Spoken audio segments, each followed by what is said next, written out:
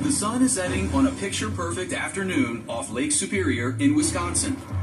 As the day ends, the winds have died down. Ideal conditions for a formation skydive. 12,000 feet in the air, pilots in a pair of airplanes ferry 9 skydivers to the jump site. When suddenly,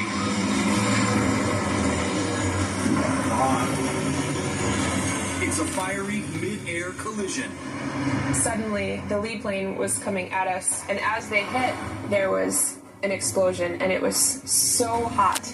Amy Ebling is a single parent, and she's determined to survive. My first thought was, this plane is going down. Get out now before you get pinned, and make sure you make it home to hug your baby. My very good friend was crushed between the 2 planes.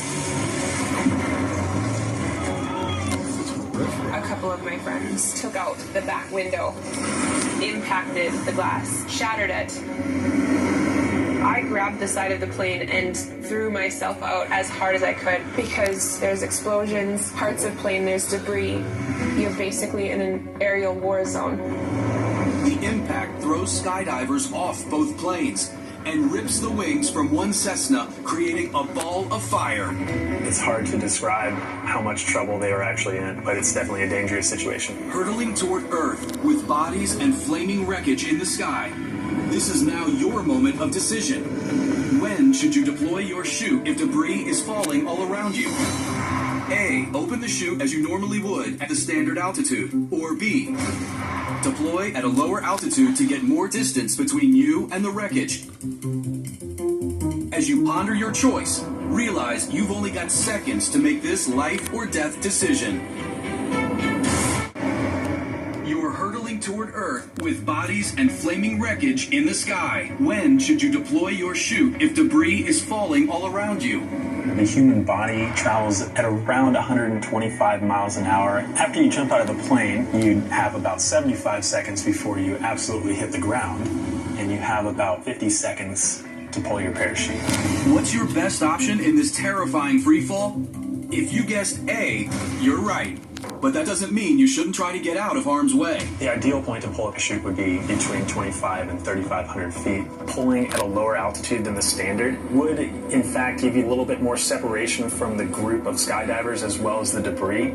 But you'd be putting yourself in more danger because you would be closer to the ground, which is the next thing that will eventually kill you. When I exited the aircraft, I went immediately into a tracking position to allow myself enough separation from the collision and the debris.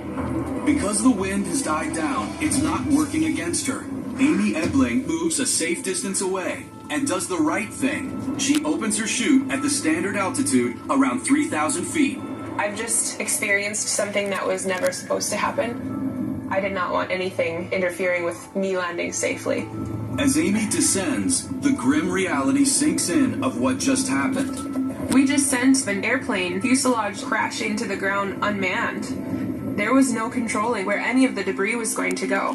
Did I just watch people die? Did I just kill people on the ground? When Amy lands, there's no stopping the tears. There is this overwhelming thought that I get to see my baby. He still has a mom. But she's also sure that not everyone involved in the crash was so lucky. I was pretty certain. I just watched a couple of my friends go down. My instant reaction was grief. Is everybody down? Because there's no way when 2 planes hit each other at 12,000 feet, 11 people were going to walk away without death. Against all odds, it happens. One plane lands safely and everyone, including 2 pilots, survives. Debris was falling straight down because there was very little wind that day, so they used their parachutes to steer away from that falling debris. The wreckage fell into an empty parking lot. I think miracle is an understatement. There aren't words to describe the outcome of something that should have been worse. Not even the fuselage traveling at 400 miles an hour hurt anyone on the ground. True or false?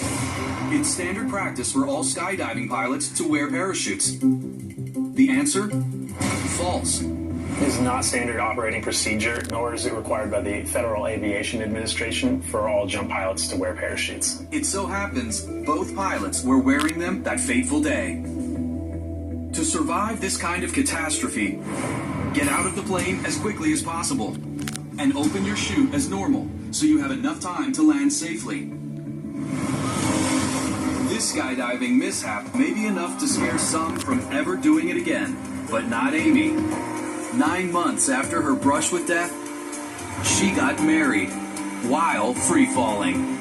I was given a second chance, and my life was changed. So I've tried to make the most out of it. Good job.